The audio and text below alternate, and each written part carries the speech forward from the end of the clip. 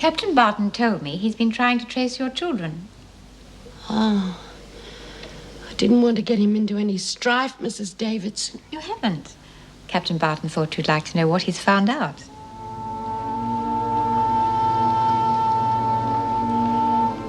You mean you found out something about my kids? Well, I went to the home where they put your children, and from their records and what they can remember, your two sons were fostered out relatively early.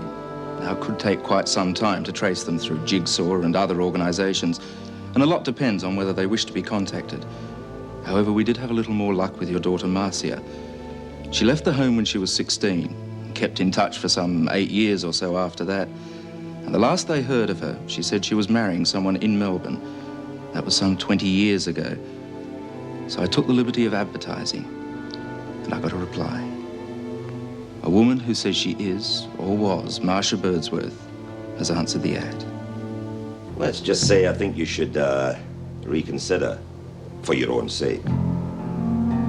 You can't tell me what to do with things like that.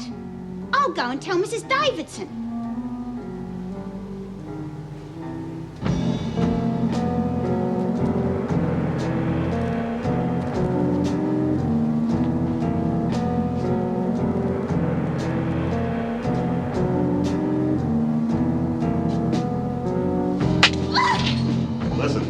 Can I give you a hand there, Miss Bennett? Oh, thank you. I didn't realize Vincent had managed to accumulate so much. Right. Got it.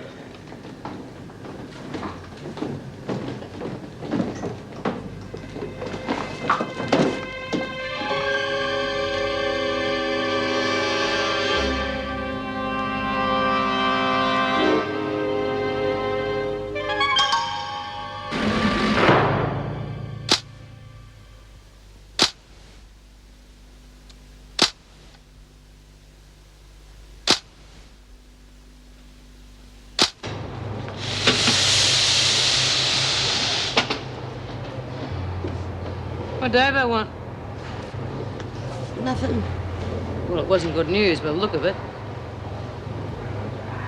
All right, if you're not going to talk to us, I'm going to twist your arm. Thought any more about getting rid of that Gilmore?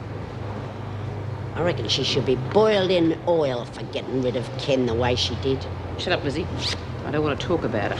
Just trying to take your mind off it, that's all. Back to your cells. Why? Shut up and snap to it. Oh, what's the matter? Someone go over the wall? You don't move this instant. Oh, all right, all right. But why? Oh, why ask? Probably something dreadful like Vinegar lost a hairpin. We're all going to be locked up until she's found it. Come in. Gilmore's dead. What? Well, she appears to have fallen down the stairs. Well, who found her? Miss Bennett and I were just returning from H Block when discovered the body lying in the stairwell. Did you examine her? Just briefly, there was no pulse, and by the way the body was lying, it looked like her neck was broken. Were any of the women about? Only Bryant. She was standing over the body. We'll get the women back into their cells immediately. It's being done right now. Good. I don't want anyone to touch the body till the police arrive. All right, Miss Davidson. Oh, typical of the bloody screws to lock us in and not tell us why. Maybe Ken's got back in and they've locked you up for your own protection. At least we're safe in here. Come on, ladies. Hey, Mrs. Jackson, what's going on? You'll be told. What's going on? What's going on? Oh, don't, Bert. I want to stay in here. I don't want to get thrown in the crowd. What's going on? You bitch! Who's she talking to? Hey, Judy, what's up? Sarah's dead! Crying. Oh, she strung herself up. What's going on? Gilmore's done herself in. Oh, good riddance. Hey, Judy, how did it happen? As if you didn't know, you bitch! You killed her!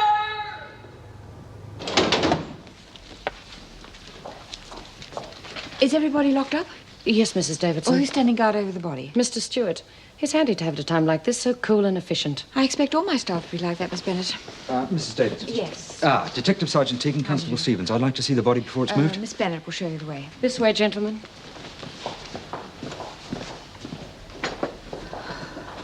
Take it away. The sooner I get the pathologist report, the better. Nasty business. Yeah, I'll get a detailed statement from both of you later.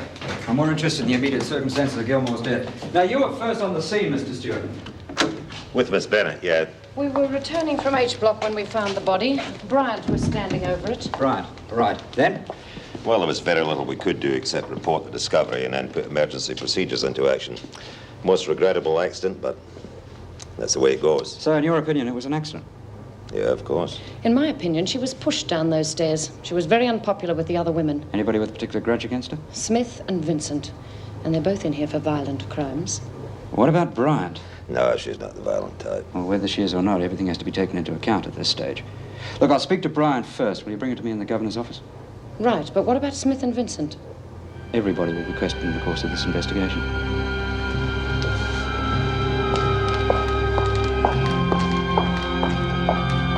I was heading for the toilets, and I saw something on the stairs. It was Sharon. What happened then, Miss Bryant? Well, I went up to her and I knelt down and felt for her pulse. But I knew she was dead. How did you know it? Well, she was lying funny, her neck. Was there anyone else on the stairs? You don't think B was going to hang around and wait to get caught, do you? Miss Gilmore was in on a drugs charge. Now, prisoners have ways of getting supplies inside. Isn't it possible that while under the influence of illicit drugs, Miss Gilmore fell accidentally to her death? That is highly unlikely, Sergeant. Why is that? The only drugs available to the woman are those prescribed by the medical staff. Gilmore was not receiving medication. What was your relationship with the deceased? Sharon. We were very close. I see from your file that you committed a crime to be with Miss Gilmore in Wentworth. You must have been extremely close to go to such lengths. We were lovers. Surely that's on your file, too. Quite. And so, being so close, you must have known how she was feeling at the time. Whether she was depressed enough to take her own life. Don't give me that. Sharon wasn't suicidal. She was murdered, I know that. So she was in high spirits the last time you saw her? Not exactly. No? Why not? Well, we'd had this argument, you see, about what she'd done to me. I told her. So, during the course of this relationship, you had violent quarrels. All lovers And during quarrel. one of these quarrels, you pushed her down the stairs.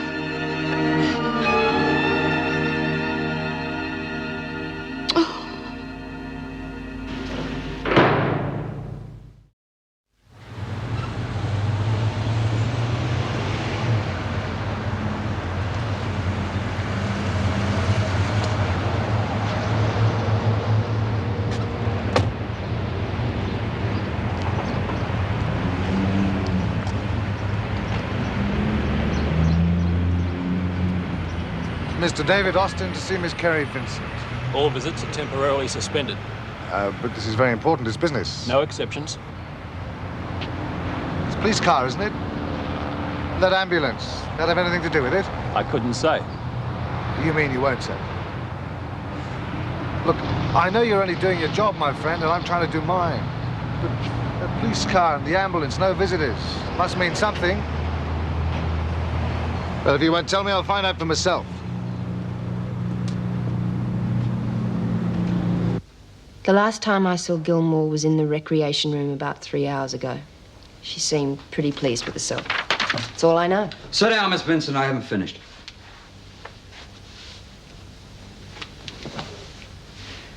Do you know anyone who would bear a grudge against the deceased? Oh, plenty. Practically all of us hated her. She was a chocolate frog for a start. Chocolate frog? She sucked up to the screws.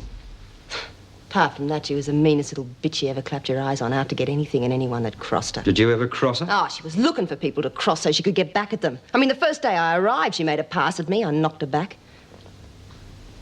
She also ruined one of my paintings. Did you ever retaliate? Sure.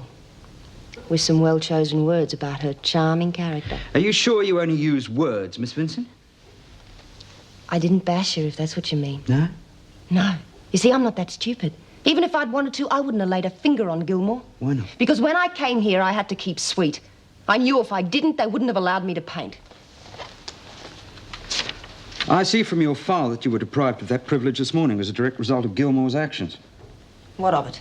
Oh, perhaps knowing you had nothing to lose by attacking Gilmore, you used more than words to convince her of your contempt and pushed her down the stairs. I was nowhere near the stairs. Miss Bennett was confiscating my painting gear.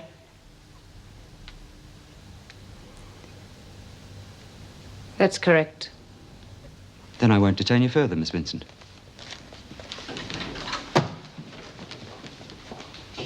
Steve, David Austin. Oh, g'day, mate. What am I going to do for you? Check out a few facts for me, would you? Something's gone at Wentworth, I don't know what. Oh, well, can you give me anything to go on? No visitors, a cop car, and an ambulance. That's all I know. Oh, well, that certainly sounds suspicious, but there's no news down here. Yeah, well, the prison authorities would be hardly feeding the story to the press, would they? What story? Kerry Vincent's parole hearing comes up in a couple of days. Now, if, and I only say if, there has been a death at the prison, they'd do anything to implicate her, just to hold up her release. That's quite an angle. Listen, I think I might get down there right away. Thanks very much, mate. I knew I could rely on you. Huh, thank you, mate. You're a journalist's dream. You've just written the story for me. See ya. Well, the police didn't waste any time taking your statement. Well, there really wasn't very much to say. What do you think happened to Gilmore? It's obviously an accident. Well, the police don't seem to share my opinion. Well, it must be pretty difficult for them to make out a case either way. On the one hand, it could have been an accident. But after all that hullabaloo in the art class this morning, it seems like a rather convenient accident. Ah, well, what difference does it make? Gilmore's dead, and we can't change that. You don't seem very concerned. Why should I be? Well, if it wasn't an accident, it means one of the women killed her. Then the police will catch them. How are the investigations going? You could say they're progressing. Well, what are the arrangements for the rest of the day? The women are to remain in their cell until the investigation is complete. Birdsworth and Caffin are to serve the evening meal to H Block. With that pair, I'd better make sure that everything in the kitchen is nailed down.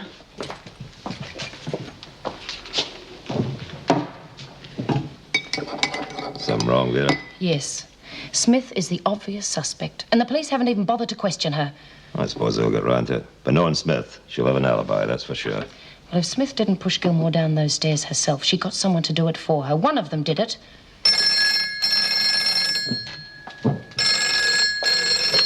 Bennett? Bring Smith to my office, please. Certainly, Mrs. Davidson. Well, it looks like the police have finally woken up. If the cops thought you'd bumped off Gilmore, you'd be questioned first up. Yeah, well, maybe they're saving their best suspect for last. Well, what have they got on you? Sweet Fanny Adams. You was in the laundry. I'll back you up. Thanks, Lizzie. That'll impress them. Lizzie's right. Anyway, how do we know it wasn't an accident? She might have done away with herself. Yeah, well, maybe she did. You think Vera's going to let a golden opportunity like this slip by? What do you mean? She'd do anything to put a rope around my neck, and after what happened this morning with Ken, she must think all her Christmases have come at once. Well, all you've got to do is tell the truth and keep your cool. Gee, thanks, Lizzie. Oh. Thought any more about your house? What's there to think about? Redecorating it in your own taste? Forget about it, will you, Lizzie? I'd paint it lavender with mauve highlights. Will you two shut up and let me think? I don't want to know, Lizzie. God, you two are touchy. At least B's got an excuse, but you got a new house, a lovely husband, money, and outside, Smith. Don't tell me they want to see me about Gilmore. Am I right? You'll find out soon enough. Birdsworth? I'll go as a witness. You'll do no such thing. You're serving dinner. Can I give her a hand, Miss You're Bennett? staying here. But I don't want to. Well, don't tell me you're frightened of being alone.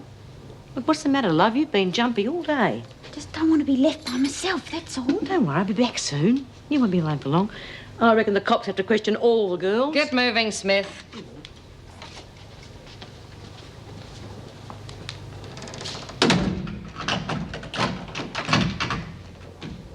According to the record, it's fairly well established that you made threats on Gilmore's life. Sure, but that's history. Anyhow, everyone threatened her at one time or another. Quite. You have at least 10 more years to serve. 10 years without male companionship. That's a long time. Oh, I don't know. All those flash schools are going co-ed. Maybe this joint will be next.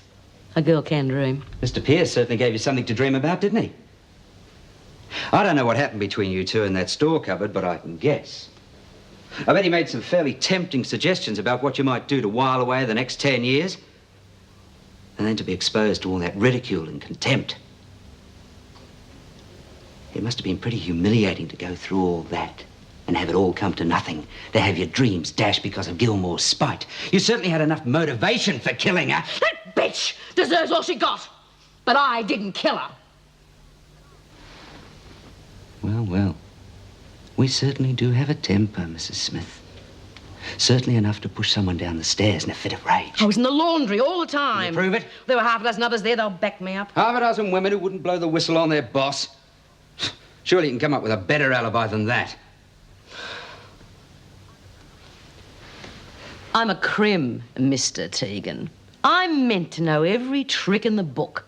And don't you think if I killed Gilmore, I would have set up a better alibi? That just means you haven't got an alibi. I've finished with Smith.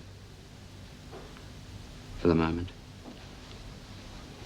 I mean, you must know something about who killed Gilmore. Who's the chief suspect? All the women will be questioned, Lizzie. Good-o, because I reckon I could tell the cops a thing or two. I reckon the Almighty stepped in. I reckon it was divine indifference that killed Gilmore. Religion isn't a game, Lizzie. You can't turn it off and on like a tap. But if you won't tell us what's happening, you can't expect us not to consider all the possibilities. Now that Captain Barton has found your daughter, I would have thought you had more things to occupy your mind. Bryant's first, Lizzie.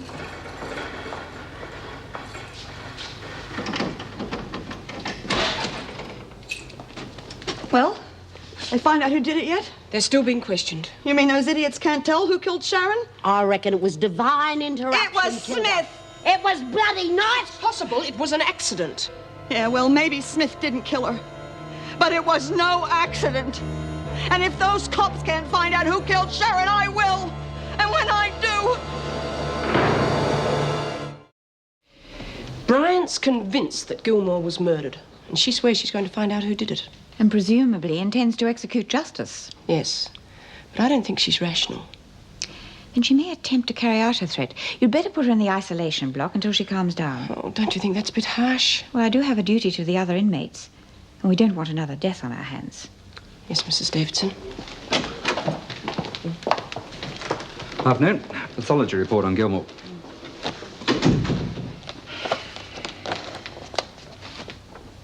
Death resulted from broken neck or injuries sustained consistent with a heavy fall. Yeah, we're treating it as an accident. But I understood from the way you questioned the women, you thought it was murder.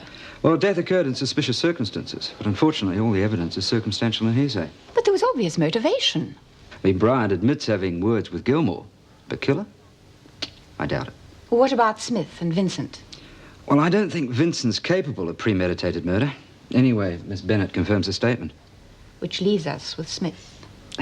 Yeah, well, she's far too intelligent not to have thought up a better alibi than being in the laundry. Well, that's exactly what she wanted you to think. Right, but without further evidence, there's nothing to justify a charge.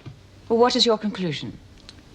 Well, without evidence to the contrary, I'm forced to concede it was an accident. Well, that's a relief in some ways. Look, I won't be dropping the case straight away.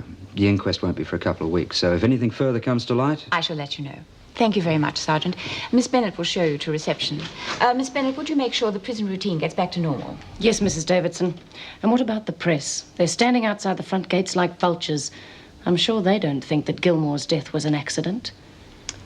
I'll make a statement on my way out. Must you? A police statement. It's better to satisfy their curiosity. Otherwise, they just make it up as they go along. Mrs. Davidson.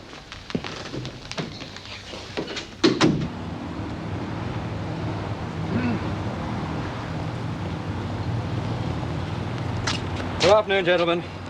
Steve Gallagher, Clarion. Would you care to comment? Detective Sergeant Teagan, I have just completed my investigation into the death of Sharon Gilmore. How did she die? Death resulted from a broken neck sustained in an accidental fall. I'm satisfied there are no suspicious circumstances. You were inside Wentworth prison for quite some time. Yes, I took statements from all the women. Was there any particular suspect? I repeat, I'm satisfied there are no suspicious circumstances. Was Kerry Vincent interrogated? I repeat, I took statements from all the women.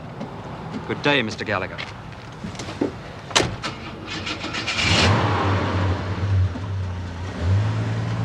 Well, looks like we have to make up our own story. Police finished yet? They've dismissed it as an accident. In my book, it's gross inefficiency on Mr. Tegan's part. They haven't had time to come up Vera, they had enough time to sift through what little evidence they had. I think the conclusion's quite reasonable. Rubbish. It was murder. Well, they need proof, and all the officers say they saw nothing. They wouldn't be protecting anyone. Let's now patrol isolation, if you like. And don't get yourself all upset about this. Look, Gilmer was a scum of the earth. Who cares how she died?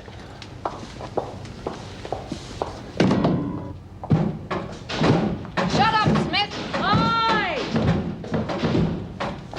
Will you stop that at once? What's the verdict? It was an accident. Now stop that racket. You little ripper! Shut up! That must have really ruined your day, Vera.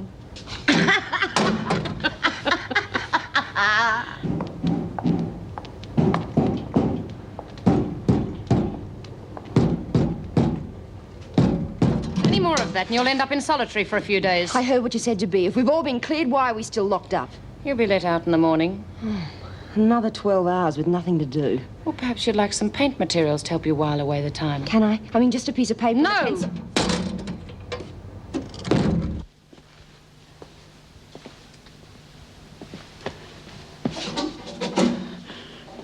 Well? Everything okay? Oh, yeah, couldn't be better. Listen, why am I in here? I didn't kill Sharon. That's not the reason, Lassie. Oh, I know. I'm in here because I wanted to find out the truth. The police have already done that. It was an accident. Don't you give me that. Somebody in here killed Sharon, and I'm going to prove it. Well, good luck to you. You won't get any help, though. Gilmore's death was an accident, and that's official. It's not true. No, it's not true. No!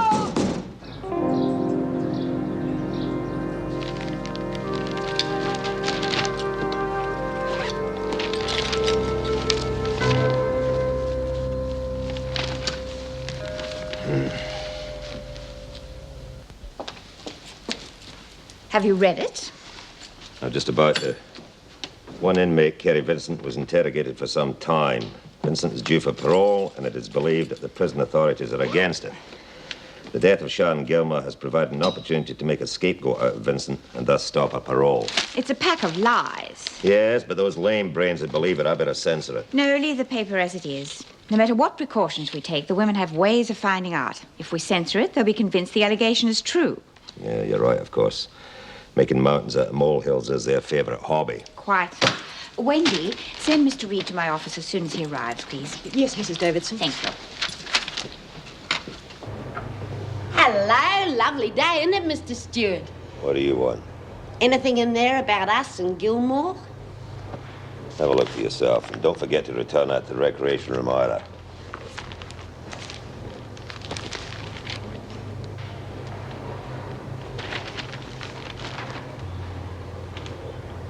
Extra, extra! Read all about it! Hey, read all about what? Look.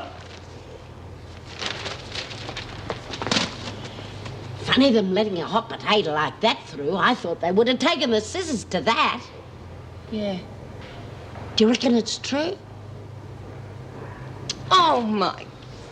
What's the matter, love? David bloody Austin. What? David Austin, and it has to be him. He fed that story to the press. Well, I don't know what you're getting excited about. I thought you'd be jumping for joy. Why? Good publicity for your parole. You got it the wrong way round, Lizzie. It's bad. My parole hearing's tomorrow, right? The parole board will reckon I'm a troublemaker for sure. Oh, yeah. Oh, this time he's gone too far. I'll never get that parole now.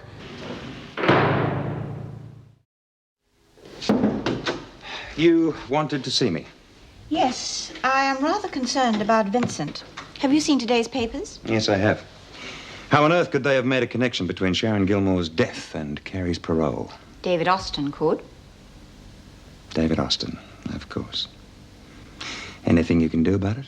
Yes, I am recommending that she is not ready for parole. If Austin is responsible for the article, you'd be punishing Carrie by not recommending a parole. Now, just hear me out. I've had my doubts about Austin since he first accused Miss Bennett of blackmail. Today's article simply confirmed my belief that he is a liar and an opportunist.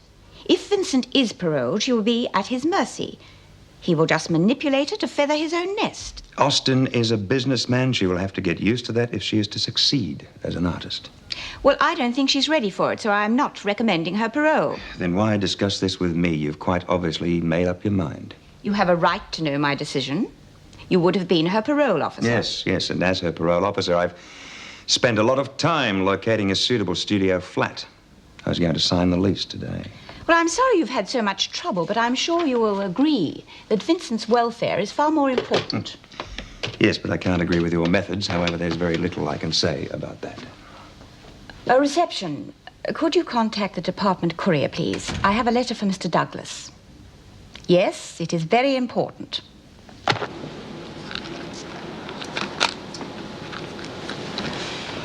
Kerry reckons that bloke Austin's put a moz on a parole for sure. Well, happy days are here again. Lizzie, didn't anyone ever tell you that no news is good news? Just filling you in. Can I give you a hand, love? No, I can do it by myself, all right.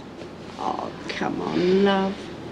You can tell your old Lizzie what's troubling you. Look, mind your own business, Lizzie. Nothing's wrong with me. So just get lost, will you?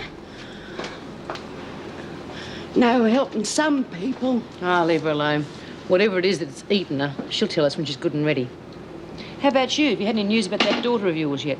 How could I? I was locked up all day. Well, you were in Davo's office just before they found Sharon's body, and you never did tell us what she said. Come on, what did Davo want? It wasn't Mrs. Davidson. It was Captain Barton. He reckons he's found Marcia. You mean to say you've known that since yesterday and you've never breathed a word? You old devil. I had to think about it. Lizzie, Mr. Reed wants to see you. Oh, beauty! Can I go with her, Mrs. Jackson? No! Well, I want to go to the loo. Hey, what's going on? I wish I knew. 1 minute Doreen can't stand Lizzie, and the next minute she's sticking to her as if her life depended on it. And Captain Barton passed this on to me. It's the information on Marcia.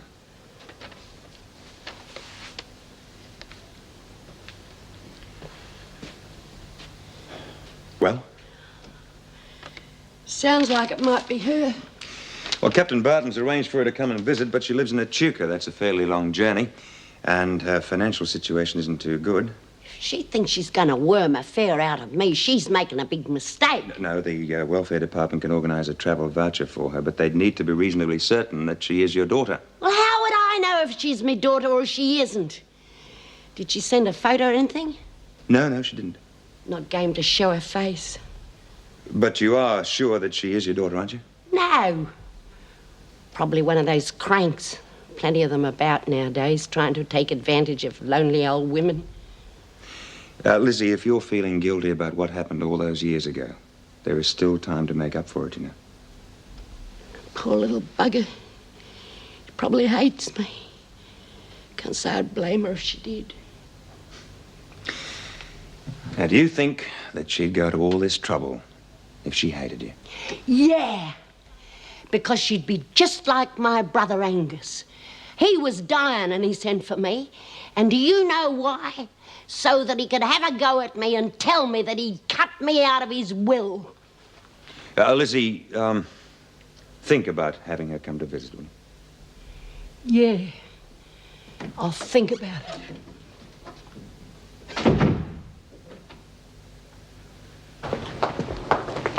You seem in a bit of a hurry, Doreen. Yeah, I've got to get back to the laundry. Have you thought any more about selling the house? Yeah, a lot. But I've got to talk to Kevin, you know, him being my husband. The house is yours, it's not Kev's. Yeah, I know that. But Kevin's got to know just the same. You know, you seem pretty keen on protecting Kev's interests. But you can't protect yours. What do you mean? Well, I mean, you're inside and he can't possibly help you, can he? Time's running out, Doreen. No, I don't want to hurt you. But if you don't make up your mind pretty shortly about selling that house, I just might have to use a wee bit of persuasion.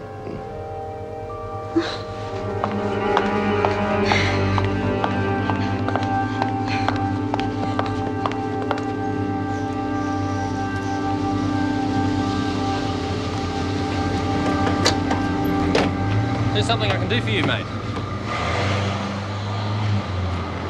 Who, Kevin Burns? Yeah, that's right. Just got married to, Doreen Anderson. Yep. She's Doreen Burns now. She owns a house in Patterson Street, Kew. Well, what's that to you? Look, she's been offered pretty good money for that house, and it's not going to be open for much longer, you know what I mean? Oh, well, that's good, because she's not selling. Look, I'm sure you could persuade her to change her mind, because I don't want to get robbed. Now, you listen to me. I don't know what business it is of yours, but Doreen's definitely not selling that house, and that's that. It's your funeral. No, it's not. But it bloody might be yours if you come to heavy with me again, so just rack off, will you? Like I said, mate. It's your funeral, okay?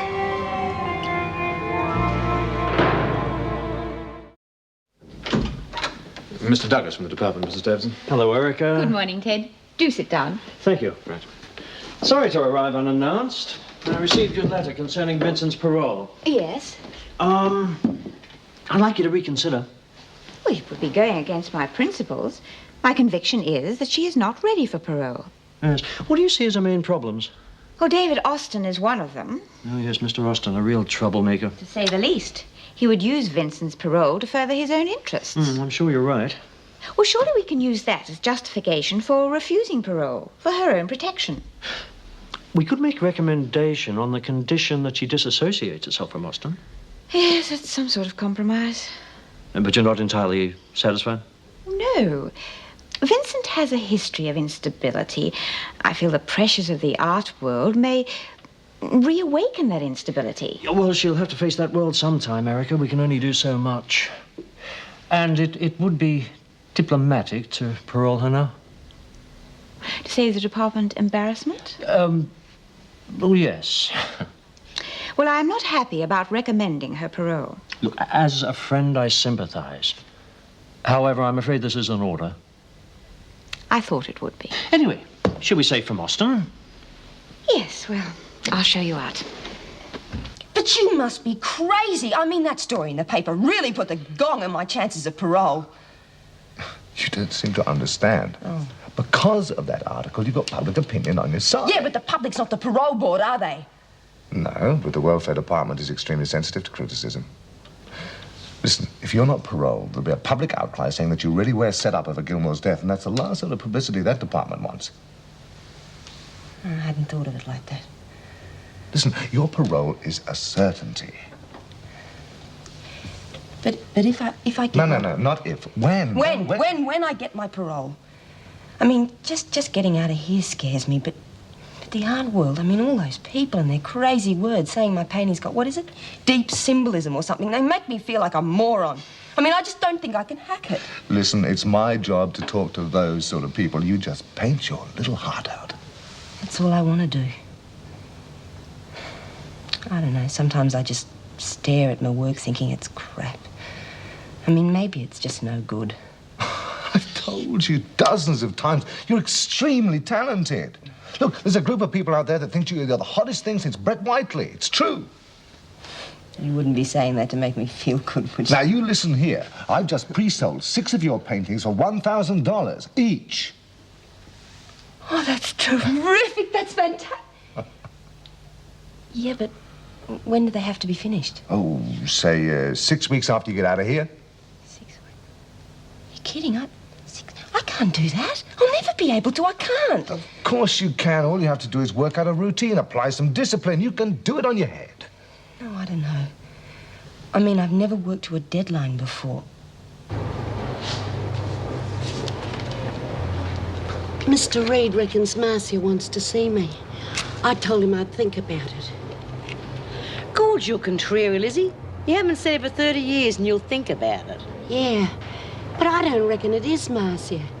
And if she travels to Melbourne by train, the department have to pay a fare because she's skint. Well, so what? It's not going to cost you anything. No, but if I tell them it isn't my daughter, I'm going to get lumbered with the bill. False pretensions.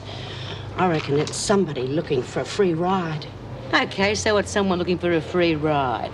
It's probably some poor old sod down on her luck. Give her a free trip to Melbourne. Have a visitor. Not going to cost you anything, and you'll probably be doing someone a favour. I'll think about it. Mr. Austin, don't sign out yet, please. The governor would like to see you.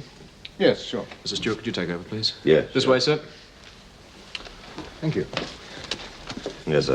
I've got to see my wife, Doreen Burns. Look, prison regulations permit only one visit a week. Anderson's already had her. Yeah, quota. I know all that, but look, this is really important. I mean, I'm sure if I saw Mrs. Davidson... Okay, if you just give me the details. Well, it's about her house. It was left to her by her mother about the end of last year. Hang on a second. Wait a minute. Mrs. Davidson's rather busy at the moment. But I might be able to stretch a point, seeing as how you're just newlywed and all.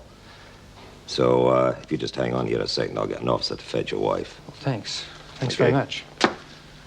From the time you met Vincent and encouraged her work, it was assumed by the department that you were acting in her best interests. I am acting in her best interests. I want to see her paroled. And yet you launched into a smear campaign to discredit the prison service and its officers. Yes, well, I'm sorry if I trod on any toes, but I'm sure you'll understand my point of view. Carrie deserved parole years ago. She didn't seem like getting it, so I was obliged to use somewhat devious means to make sure that she did get it. And I'm sure you'll use somewhat devious means to make Vincent's parole profitable to you. My sole concern is developing Carrie's talent, something which can't be done while she's still here in prison. Your officers make quite sure of that. Then I'm sure you'll be happy to learn that I am recommending her parole. It's very generous of you, Mrs. Davidson. On the condition that she has no further contact with you. But I'm her agent. She needs an agent, believe me. Then she will find another agent. But that's not the same thing at all. We have a rapport, something she wouldn't have with anyone else. She needs someone to help her, to support her, to encourage her, to give her... all the encouragement and support she needs from her parole officer. I see. Yes, you've made up your mind, haven't you? And I hope you have made up your mind not to jeopardize her parole by making contact with her when she is released. Yes, naturally. There are a number of business matters we have to tie up, Then so we can do that now. Would you take Mr. Austin back to the interview room and arrange for an officer to fetch Vincent? Yes, Mrs. Davidson. And make the interview no longer than 10 minutes. I'm sure that will give you sufficient time to terminate your business agreement. Thank you very much, Mrs. Davidson.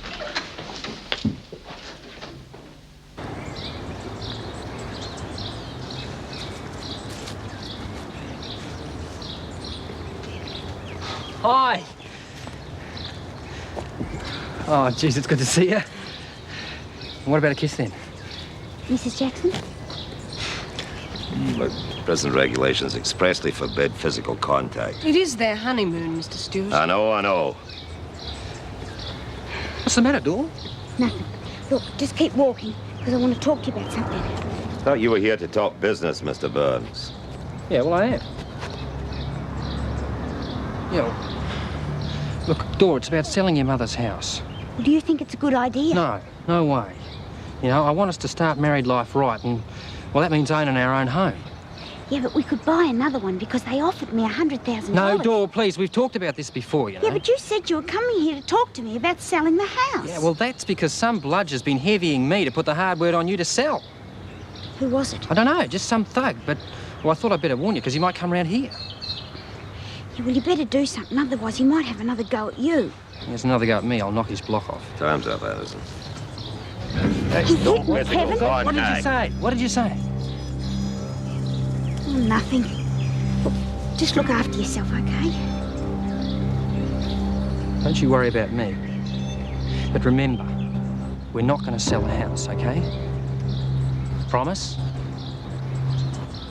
Yeah, promise.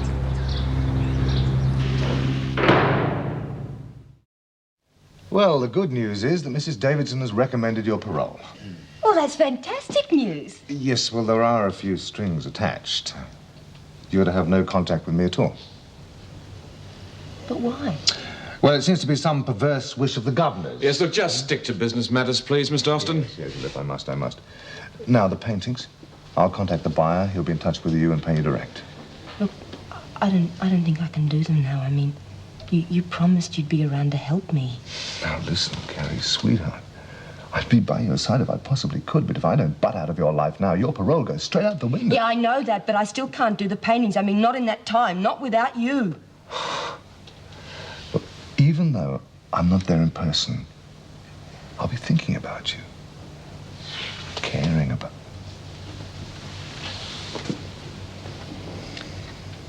I guess it's just mind over matter, isn't it? Yeah, exactly. So no more of this nonsense. You can do those paintings even though I'm not there. I'll do them for you. Thank you. I thought you might. What's the joke? Oh, it's... All right, time's up, Mr. Austin.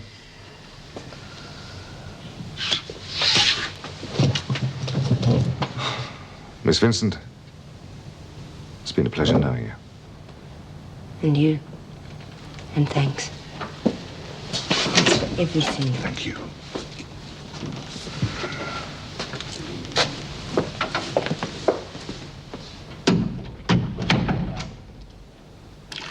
Do you ever miss Pentridge? Sometimes. You sound as if you can't wait to get back. Well, quite frankly, it'd be a pleasure. You go by the book down there, and that's something that I like. Well, we go pretty much by the book here. As far as security is concerned, I'll give you an example. Young Barnes, he visited his wife today, and Mrs. Jackson allowed physical contact. Well, that's breaking the rules, I'll admit, but that pair's pretty harmless. Maybe. There's sound reasoning behind that ruling. Physical contact's the easiest way of passing contraband. Still, I suppose Anderson was searched when she came in.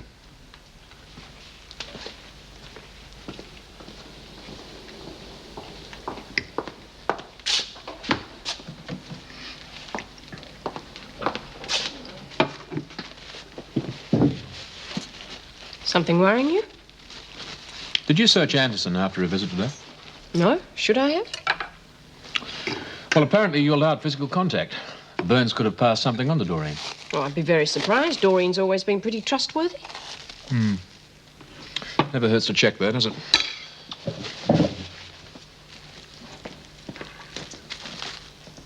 Hi! Just a What minute, do you Anderson. mean, barging in here as they own the place? Turn out your betting. Oh, These belong to you. I've never seen them before, Mr. Fletcher. I wish they was mine. I think we better have a talk to the governor, don't you? Yeah, well, they're not mine, and I don't know where they came from, but I didn't put them there, honest, Mr. Fletcher. Come on, talk to the governor. Come on. Oh. Something's up. What you mean? Well, she's been acting strange all day, right? And now she's smuggling booze. I don't believe it. I reckon someone set her up. And I'd like to know who. Excuse me, Mrs. Davidson. What on earth happened to you? I just caught her with these. Where did you find them? In her pillowcase. Is that true, Anderson? Yes, Mrs. Davidson, but I didn't put them there. Burns must have passed them to her. He was visiting today, and Mrs. Jackson allowed physical contact. No, he didn't, honest. He never gave me anything. Well, how can you deny it? You had the opportunity to receive them, and they were found in your dormitory. I know, but I didn't put them there. You've got to believe me. Visits from your husband are a privilege, not a right. You have abused that privilege and taken advantage of an officer's kindness. I didn't take any. Quiet, Anderson. You will spend 2 days in solitary confinement. Perhaps that will teach you. No. Oh, please, Mrs. Davidson. I'd do anything else. Just don't leave me on my own. That'll be enough, Anderson. Take her to solitary, Mr. Fletcher. Oh, Mrs. Davidson, please. Come on, Anderson.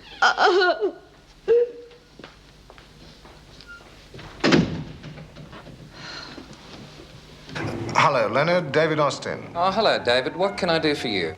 It's about the Vincent girl's paintings, the 6 you commissioned. Listen, there's been a slight hitch. Don't tell me your crim girlfriend's turned down the offer. She's not my girlfriend, Leonard. Oh, but she thinks she is, doesn't she? Yes, and if it keeps her sweet, she can think what she likes. Anyway, about the paintings, she's agreed to do them. But listen, you'll have to collect them. Oh, come on, love. You're her agent. Yes, but there's been a bit of a foul-up with her parole. I'm not meant to make contact with her. Otherwise, she'll be back inside. Oh, dear, that is bad news, isn't it, eh? No more paintings, no more commissions. That's right. So would you mind collecting them? I think I can manage it. Who do I pay? It was $1,200 a picture, 6, that's 7,200. Listen, give Vincent 6,000, I'll have the rest. Oh, you're a hard man, David. All that commission from a poor little prisoner. Yes, well, let's just keep that as our own personal little secret, shall we? Oh, my lips are sealed. Vincent will let you know when the paintings are finished. Right you are. Cheerio. Cheerio.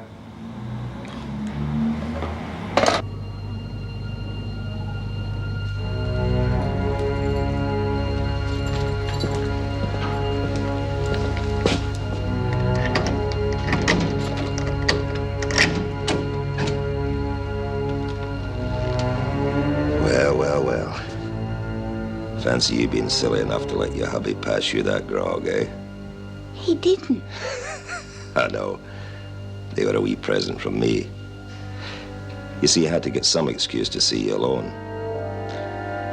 We've got important business matters to discuss, Doreen. Don't you think it's about time you made up your mind to sell that house, hmm? There's no rush, of course. Tomorrow will do fine.